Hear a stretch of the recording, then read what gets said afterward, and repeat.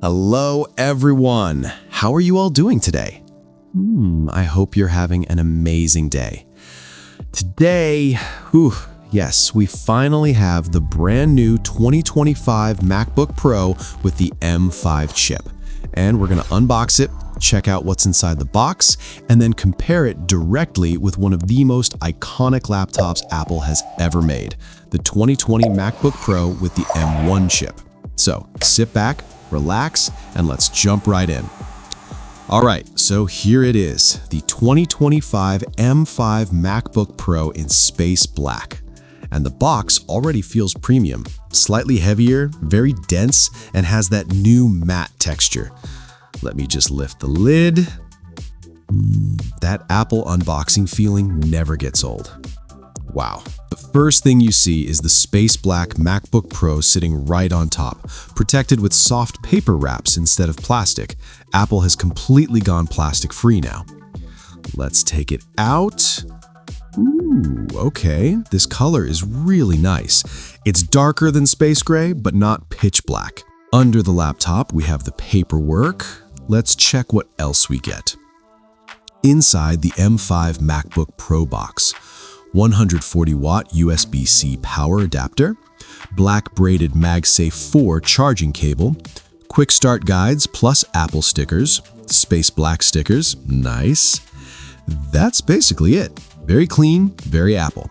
Now, let's put this aside and move into the comparison. So, let's talk physical differences. 2020 M1 MacBook Pro, 13.3-inch Retina display, classic silver body, old touch bar design, 2 Thunderbolt ports, thinner and lighter but also limited in ports and features.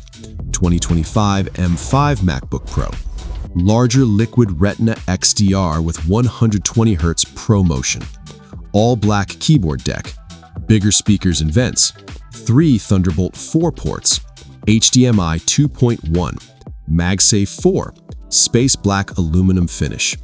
The difference is honestly huge. The M5 model feels like another league, more modern, more solid, and the 14-inch frame makes productivity so much more comfortable. The display is probably the most immediate upgrade. M1 2020, 13.3-inch Retina, 500 nits brightness, standard refresh rate, 60 Hz. M5 2025, 14.2-inch Liquid Retina XDR, HDR brightness up to 1600 nits, ProMotion 120 Hz, ultra-thin bezels. Side by side, the M1 looks good, but the M5 looks alive. Colors pop, whites are brighter, and animations feel buttery smooth. Editing photos, videos, or even just scrolling feels next level. Now, the part everyone is waiting for, M1 versus M5 performance. Old M1 chip 2020, 8-core CPU, 8-core GPU, 8 gigs unified memory. Great for daily use, light video editing, coding, and students. New M5 chip 2025, 10-core CPU, 10-core GPU, optimized for Apple Intelligence or AI workflows. 16 gigs unified memory, much faster SSD, dedicated neural acceleration. This thing flies.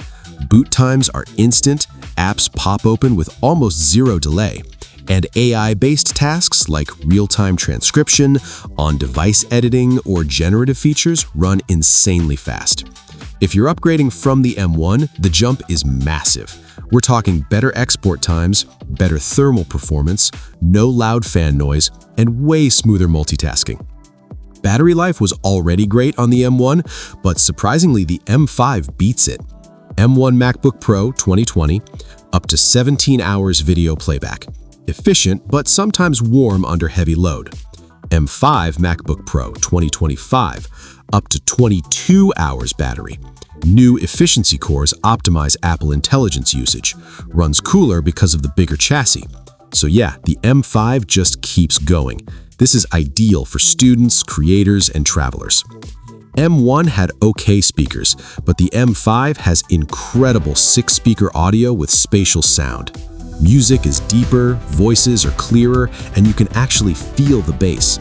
Camera, M1 720p webcam, M5 1080p advanced neural processed camera.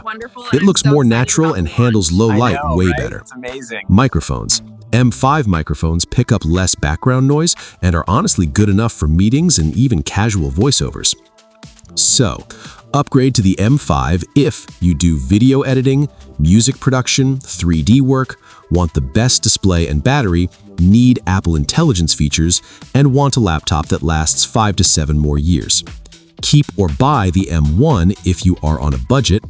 You only need it for school, browsing, documents, or coding. You don't need the latest Apple Intelligence tools.